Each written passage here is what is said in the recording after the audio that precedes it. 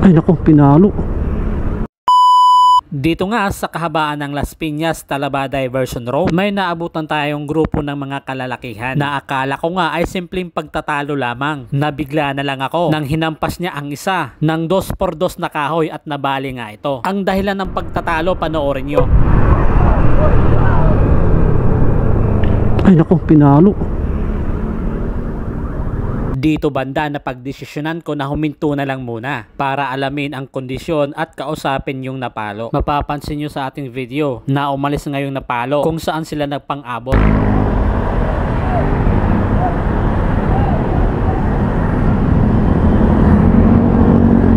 Akala ko nga dediretso na siya, pero mamaya-maya bigla siyang lumiko at biglang hinto na para bang may hinaantay. Kaya naman akin siyang pinuntahan at kinausap.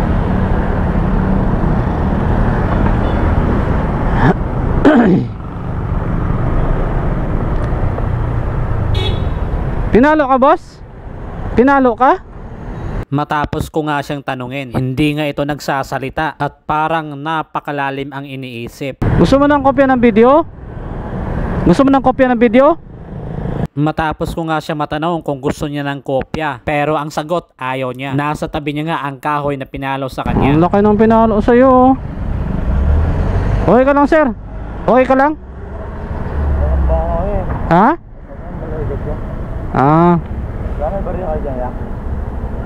Nagtaka nga ako dito, imbis na tulong yung hihingiin, barya ang hinahanap sa akin. Ang pandinig ko magkakape lang siya, kaya naman akin siyang inabutan. At syempre, nagpaalam. Pangkape? Kakape ka? Atas ha? Oo, sige.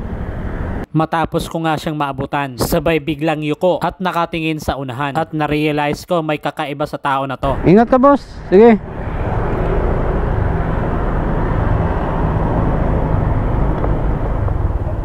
Habang di pa nga ako nakakalayo sa aking pinanggalingan, may naririnig akong sumisigaw sa aking likuran.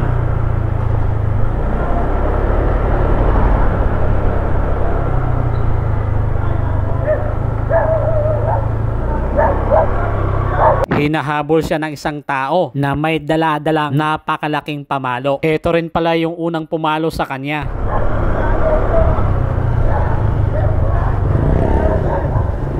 Wag na, boss. Kaya naman dali-dali akong bumalik at gagawin ang aking makakaya para sila pag-awatin. Sir, wag na. Sir, wag na. Bakit? Ha? Ah? Kaya naman pala ganun na lang kalala ang galit ng isa at pinalo ito ng kahoy. Ninakawan pala ito at ang nagnakaw yung pinalo.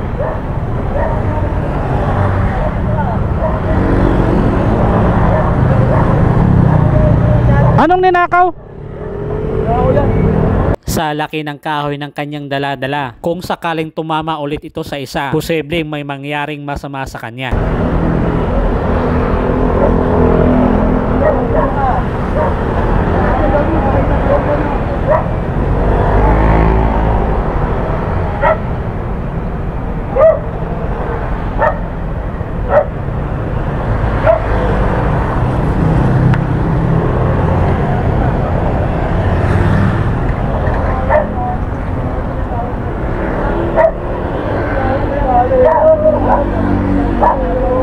Sa puntong ito, ang tanging nagagawa ng isa ay umiyak na lamang at muntik pa nga ito masagasaan at naiintindihan ko na rin ang damdamin ng pumalo.